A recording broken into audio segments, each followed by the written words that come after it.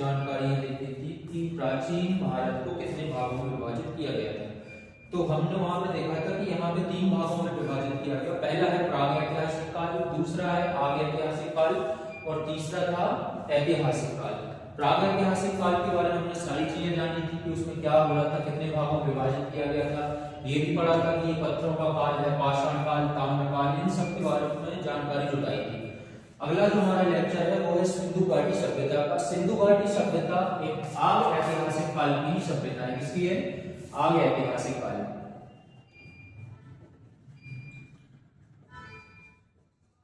आग ऐतिहासिक काल की सबसे पुरानी और सबसे प्राचीनतम सभ्यता माना जाता है किसको? सिंधु घाटी सभ्यता को, जिसका काल चला था 2350 ईसा पूर्व से लेके 2350 ईसा पूर्व से लेके 1750 ईसा पूर्व तक। कब से कब तक? 2350 ईसा पूर्व से लेके 1750 ईसा पूर्व तक ये काल चला था सिंधु घाटी सभ्यता का। इसको सबसे बड़ी सभ्यता भी माना जाता है और इसका नाम सिंधु घाटी सभ्यता के नदी के आधार पर पड़ा। मतलब ये सभ्यता जहां पे विकसित हुई वो अधिकतम क्षेत्र कहां का था? सिंधु नदी के पास वाला क्षेत्र था। कहां का था? जो सिंधु नदी हमारी बहती है तिब्बत के पठार से लेके पाकिस्तान में जो निकलती है, वो सिंधु नदी के पास में जो क्षेत्र विकसित हुआ उसे हमने बोला सिंधु घाटी क्षेत्र या सिंधु घाटी सभ्यता। ये काल चला 2350 ईसा पूर्व से लेकर 1750 ईसा पूर्व तक। सबसे प्राचीनतम सभ्यता और शुरुआती सभ्यता मानी जाती है। मतलब ये कि आदि मानव का जब विकास हो रहा था तो आदि मानव से चल के जब वो लोग थोड़े से आगे विकसित हुए, उन्होंने तौर तरीके सीखे, रहन सहन सीखा, तो देखा गया कि एक सभ्यता के रूप में उभर कर आगे आए। और जो सभ्यता उभर के आई उसका नाम हमने दिया सिंधु घाटी सभ्यता। अब सिंधु घाटी सभ्यता को कई सारे नामों से जाना जाता है। मैंने बताया सिंधु घाटी सभ्यता किस आधार पर दिया? सिंधु नदी के आधार पर। किस आधार पर दिया? सिंधु नदी। अच्छा, सिंधु नदी या सिंधु घाटी सभ्यता का मतलब सिर्फ ये नहीं है कि जहां पे सिंधु नदी बहती थी सिर्फ वही क्षेत्र ही कहलाया सिंधु घाटी सभ्यता। इससे मतलब मेरा ये बिल्कुल भी नहीं है। सिंधु घाटी सभ्यता का वो क्षेत्र भी आता है, उसमें भूभाग भी आता है जो सिंधु नदी के घाट से बहुत दूर है। जैसे कि आप मांडा का ले लो, कश्मीर क्षेत्र, कश्मीर वर्तमान में जो कश्मीर है वहां का मांडा क्षेत्र से लेके दक्षिण में आप चले जाओगे तो दायमाबाद तक। दायमाबाद महाराष्ट्र का एक क्षेत्र है। उसके बाद पूर्व में जाओगे, आप पूर्व की ओर जाओगे तो वहां आलमगीरपुर से लेके पश्चिम में पाकिस्तान का क्षेत्र आता है, सुक्का गैंडोर, वहां तक पूरा विस्तार था सिंधु घाटी सभ्यता का। तो सिंधु घाटी सभ्यता का सिर्फ सिंधु नदी के बेसिस पे आप नहीं बोल सकते कि ये सभ्यता जो है वो सिंधु नदी के तट पर विकसित हुई, इसलिए इसका नाम क्या दिया? सिंधु घाटी सभ्यता। हाँ, पहले जब इसकी खोज हुई तो जानकारों को यह जानकारी नहीं थी कि उसके अलावा भी सिंधु घाटी सभ्यता का क्षेत्र पाया जाता है। और जब धीरे धीरे पता चलता गया, जब पता चलता गया तो सिंधु नदी का तो पहले से खोज हो चुकी थी कि सिंधु नदी के कारण यहाँ पे जो रहने वाले लोग को है उसको सिंधु घाटी लोग बोले जाते हैं या क्षेत्र बोला जाता है। उसके अलावा इसको हड़प्पा नाम भी दिया गया। क्या नाम दिया? हड़प्पा सभ्यता भी नाम दिया। हड़प्पा सभ्यता तब दिया गया जब पूरा हड़प्पा हमने पता कर लिया, सिंधु घाटी सभ्यता का अंत होने वाला था। मतलब पूरा सिंधु घाटी क्षेत्र जब हमने देख लिया कि ये सभ्यता कहां तक फैली है। अच्छा, पता कैसे चला? हम जब निकले वहां से क्षेत्र में पता जो हमें समानता मिलती है, ये लोग क्या हो रहे थे? बस रहे थे, बस्ती बना रहे थे, समाज बना रहे थे। तो हम चल के देखा कि ये सभ्यता आखिर में विस्तार कहां तक है, ये एक ही प्रवृत्ति के रहने वाले लोग आखिर कहां तक फैले हैं। तब हम यहाँ से आगे निकल के आए तो हमने देखा कि एक ये त्रिभुजाकार क्या बना रही है? सभ्यता बना रही है। कैसे बना रही है?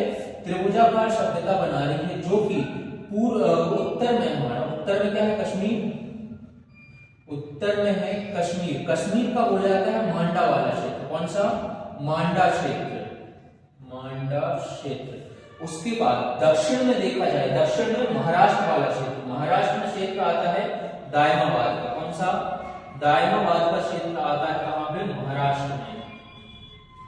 महाराष्ट्र में दायमाबाद। उसके बाद पूर्व की ओर जाओ तो उत्तर प्रदेश का एक क्षेत्र है। कहां का? उत्तर प्रदेश का एक क्षेत्र है आलमगीरपुर। क्या है? आलमगीरपुर। ये था पूर्व का क्षेत्र। और वहीं अगर हम पश्चिम की बात करें तो पश्चिम में सिंधु नदी पश्चिम में बह रही है, मतलब पाकिस्तान में बह रही है, तो पाकिस्तान का क्षेत्र आता है वो आपने सुना होगा सुक्का गैंडोर। क्या आया? सुक्का गैंडोर, जो कि वर्तमान में पाकिस्तान में स्थित है। कहां है? पाकिस्तान में स्थित है। खोज की बात कर रहे थे, खोज की थी इसने चार्ल्स मैसन ने। सबसे पहले खोज की थी चार्ल्स मैसन ने। किसने की थी? चार्ल्स मैसन ने की थी सबसे पहले, या शुरुआती दौर बोल सकते हो आप इसका, सिंधु घाटी सभ्यता का जो पहला दौर हमने देखा था, उसकी खोज किसने की थी? चार्ल्स मैसन ने की थी। कब की थी? 1826 में। किसने की? चार्ल्स मैसन ने की।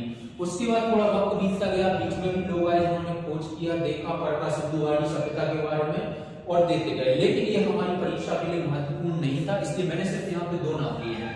सबसे पहले लिया चार्ल्स मैसन का, क्योंकि जब भी कोई सभ्यता या किसी भी चीज की शुरुआत होती है या कोई भी वस्तु खोजी जाती है तो उसकी शुरुआत ही सबसे पहले, भले ही उन्होंने नाम मात्र दिया हो, हमारे काम का नहीं हो, लेकिन पहली बार खोज की थी, इसलिए हमें उनका नाम याद रखना पड़ेगा। क्या नाम रखोगे? चार्ल्स मैसन 1826 के द्वारा सबसे पहले सिंधु घाटी सभ्यता की खोज की गई। दूसरे आए थे सर जॉन मार्शल। कौन आए थे? Sir John Marshall. इनकी अध्यक्षता में, इन्होंने खोज नहीं की थी, इनकी अध्यक्षता में खोज की थी किसने? दयाराम साहनी ने। किसने की थी? दयाराम साहनी। दयाराम साहनी ने 1921 में हड़प्पा शहर की खोज की थी। क्या की थी? 1921 में हड़प्पा शहर की खोज की थी। किसने? दयाराम साहनी जी ने की थी। अध्यक्षता कौन कर रहे थे उसकी? Sir John Marshall. कब की थी? 1921 की बात है, जब वहां के हेड हुआ करते थे कौन? Sir John Marshall. पुरातत्व विभाग के हेड हुआ करते थे सर जॉन मार्शल, जिनकी अध्यक्षता में दयाराम साहनी जी ने हड़प्पा शहर की खोज की। हड़प्पा सभ्यता की खोज तो पहले हो चुकी थी, अब हड़प्पा नगर कहां कौन से शहर विकसित हुए, जैसे सिर्फ एक हड़प्पा शहर तो विकसित हुआ नहीं, सिंधु घाटी सभ्यता के समकालीन बहुत सारी सभ्यताएं भी चल रही थी, जैसे मोहनजोदड़ो हो गया, चंबुदड़ो हो गया, लोथल शहर हो गया, रोपड़ हो गया, तो बाकी सारे शहर भी विकसित हो रहे थे, सभ्यताएं ग्रो कर रही थी।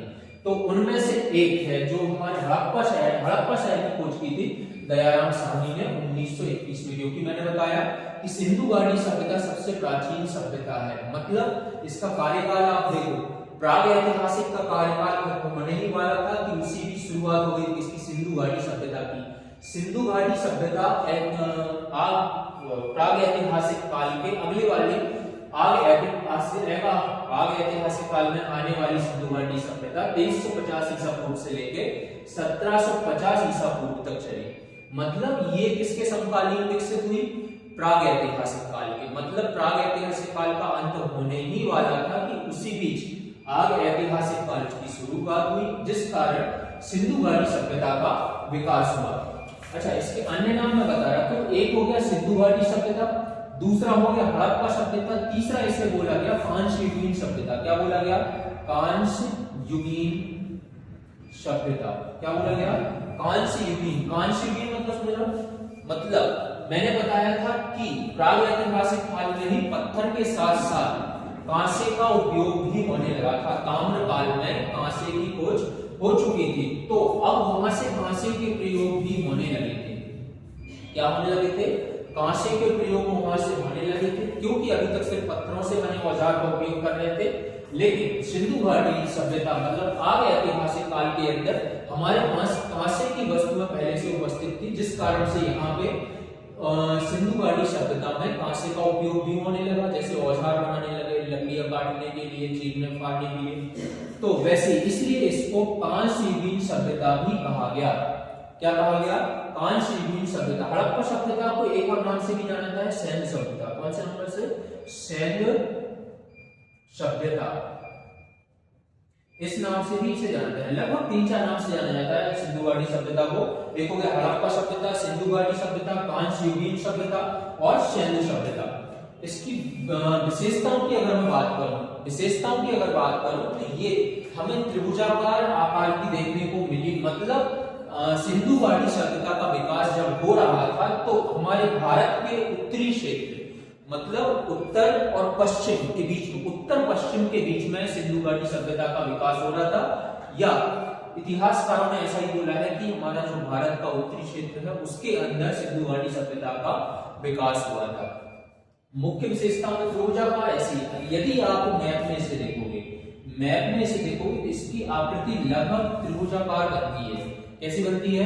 त्रिभुजाकार आकृति बनती है, जिस कारण से इस सभ्यता को कैसा बोला गया? त्रिभुजाकार सभ्यता भी बोला गया। जैसे कश्मीर का मांडा शहर जो था, और महाराष्ट्र का दायमाबाद, उत्तर प्रदेश का आलमगीरपुर और पाकिस्तान का सुक्का गैंडोर, इसको आप जब ड्रॉ करने जाते हो तो लगभग त्रिभुजाकार आकृति मिलती है। कैसी मिलती है? त्रिभुजा आकार की आकृति मिलती है। आप जब मैप में इसको ड्रॉ करते हो, डिजिटल बोर्ड होता तो बहुत अच्छे से बताता है कैसी मिलती है। तो इसका क्षेत्रफल की दृष्टि से देखा जाए, क्योंकि सिंधु घाटी सभ्यता सिर्फ थोड़े से क्षेत्र में विकसित नहीं हुई थी, मतलब ज्यादातर पाकिस्तान और आधे से ज्यादा भारत, हमारा भारत का पूरा उत्तरी क्षेत्र कौन घेरे हुए था? सिंधु घाटी सभ्यता घेरे हुए था। मतलब इसका जो क्षेत्रफल था वो थोड़ा बहुत नहीं था। कितना था? 13 लाख वर्ग किलोमीटर में, 13 लाख वर्ग किलोमीटर में सिर्फ 400 कम थे। कितने कम थे? 400 कम थे। मतलब 12,99,600 12,99,600 वर्ग किलोमीटर में फैली हुई थी क्या? सिंधु घाटी सभ्यता। समझ में आया? सिंधु घाटी सभ्यता मतलब बहुत ही बड़ी सभ्यता मानी जाती है, प्राचीन की। प्राचीन भारत की अगर देखी जाए तो सबसे बड़ी सभ्यता कौन सी मानी जाती है? सिंधु घाटी सभ्यता या हड़प्पा सभ्यता। अच्छा, यहाँ पे होने वाला जो समाज था वो मातृ सत्रात्मक था। कैसा था? मातृ सत्रात्मक, मतलब महिला प्रधान था। वर्तमान में अगर आप देखो तो पुरुष प्रधान जाति मानी जाती है। समाज हमारा कैसा है? पुरुष प्रधान है अभी का। लेकिन इससे पहले यदि आप देखो हड़प्पा सभ्यता या सिंधु घाटी सभ्यता के बारे में आप देखोगे तो वहां पे मातृ सत्रात्मक समाज पाया जाता, मतलब महिलाओं का जो दर्जा था वो थोड़ा सा ऊपर रखा गया था पुरुषों से। दूसरा, मातृ मतलब माता को पूजा भी किया करते थे, देवियों की पूजा होती थी इस समय में।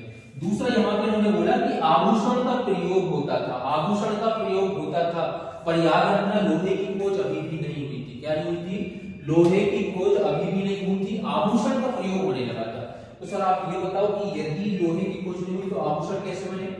भाई आभूषण तो किसी भी चीज के हो सकते हैं ना, जरूरी थोड़ी है कोई सोने चांदी इन सब के, वो किसी भी चीज के हो सकते हैं। पत्थर के भी आभूषण बनाए जाते हैं, कांसे के भी आभूषण बनाए जा सकते हैं।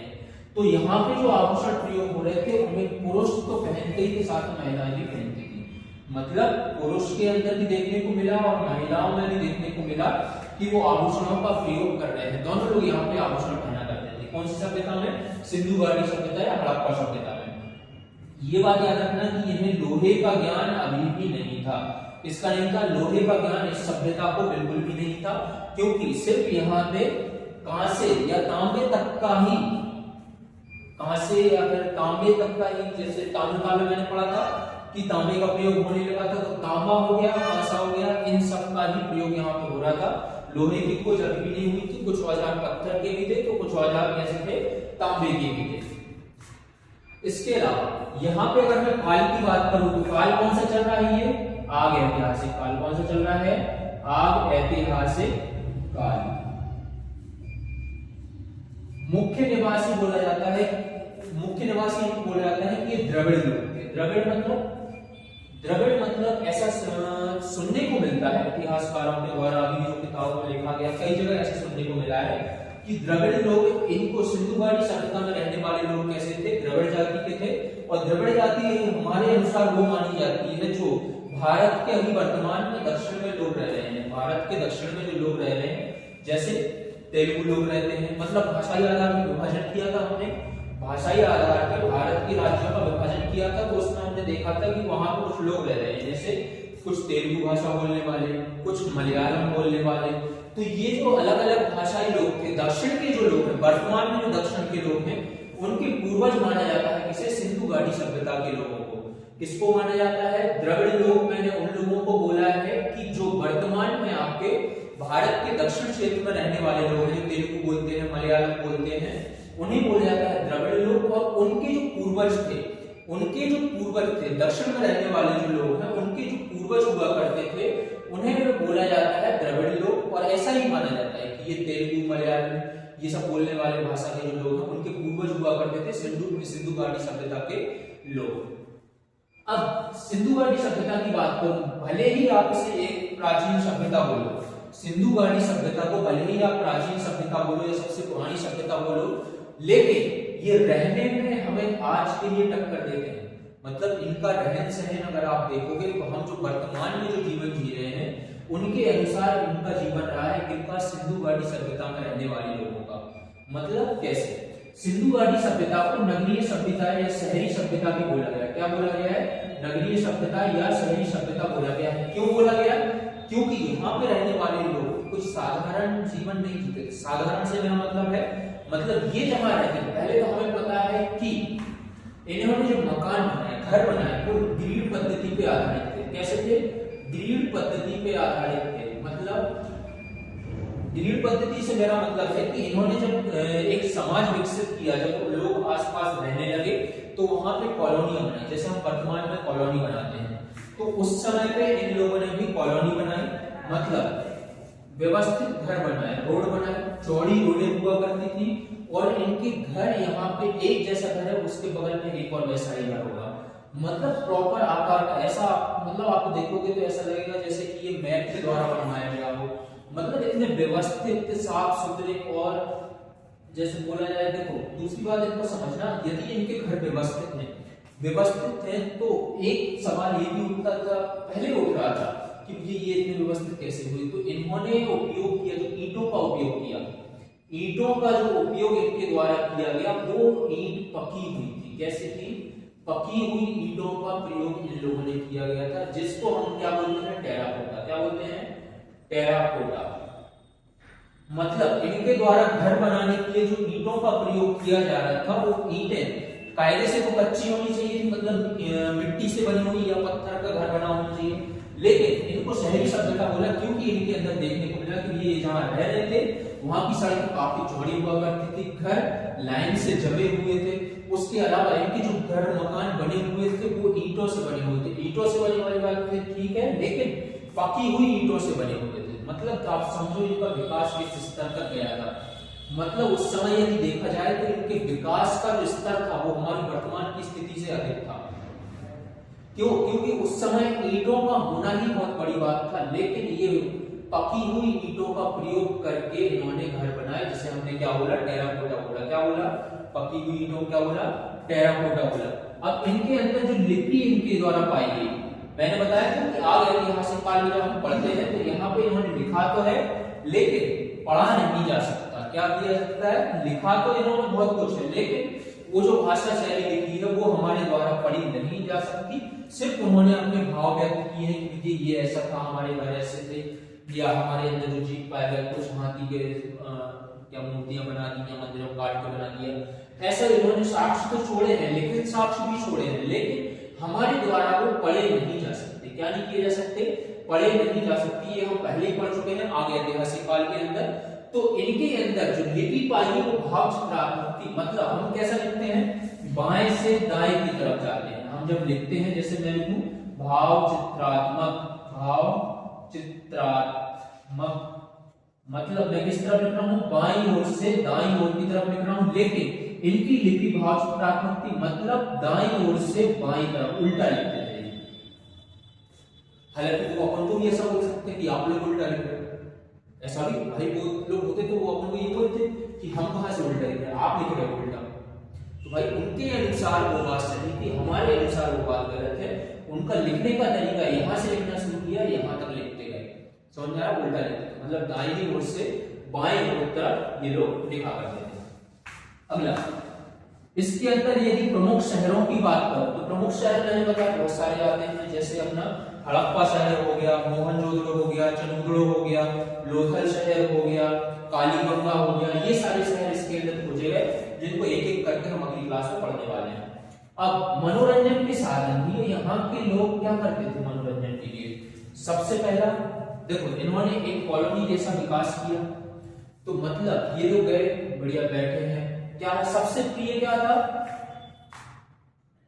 नाच हो जाता था, नाच गायन की प्रक्रिया इसके अंदर मनोरंजन के साधन। दूसरा, पासा खेलते थे भाई, ये लोग क्या खेलते थे, पासा। इस प्रकार से ये लोग मनोरंजन किया करते थे। और भी है, जैसे पशु लड़ाई हो गया, पहले बहुत प्रचलन में था, अभी बंद हो गया, रोक लगा दिया गया है, से, पशु लड़ाई हो गया। तो इस प्रकार की खेल ये हड़प्पा सभ्यतावासी लोग खेला करते थे। अब व्यवसाय की बात करें तो व्यवसाय उस समय में दो ही व्यवसाय हो सकते थे, कृषि और पशुपालन। क्या हो सकते थे? एक तो भाई खेती करो आप, और दूसरा क्या करो? पशुपालन करो। दोनों ही चीज करते थे। क्या करते थे? हड़प्पा सभ्यता के लोग पशुपालन करते थे और खेती करते थे, एक साधारण सा जीवन व्यतीत करते थे। दूसरा आती है व्यापार वस्तु। अब तो व्यापार इन लोगों का कैसा भाई, आपने कृषि किया, पशुपालन किया, खाने पाने के लिए तो चाहिए ना सारी चीजें। तो व्यापार वस्तु इनकी विनिमय प्रणाली चलती थी। कौन सी प्रणाली? विनिमय प्रणाली। मतलब समझ में नहीं आया। विनिमय प्रणाली से मेरा मतलब है कि ये लोग अगर कोई वस्तु को बेचना चाहते हैं तो बेचते थे, लेकिन उसके बदले में इनको पैसे नहीं मिलते थे कि एक वस्तु लेके गया, आपने बोला कि सर 100 रुपए चाहिए, 200 रुपए चाहिए, 1000 चाहिए, ऐसा नहीं होता था उस समय पे। इस समय पे जो व्यापार वस्तु थी वो विनिमय प्रणाली पे आधारित थी। मतलब कि आप एक वस्तु लेके जाओ और आपकी जरूरत के अनुसार आप उससे बदले में दूसरी वस्तु ले लो, इसे बोलते हैं विनिमय प्रणाली। क्या बोलते हैं? विनिमय प्रणाली बोलते हैं व्यापार वस्तु। उस समय पैसे वगैरह तो कुछ ऐसी चीजें चलती नहीं थी, बस यही चीजें थी।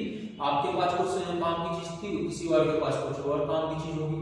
तो अगर आपके पास जो चीज नहीं है, आपको एक वस्तु तो बदले में उससे दूसरी वस्तु ले लो, इसे बोलते हैं विनिमय प्रणाली। तो ये व्यापार वस्तु किसमें चल रही थी? सिंधु घाटी सभ्यता में चल रही थी। ये हमने पहले भी देख चुके हैं। आप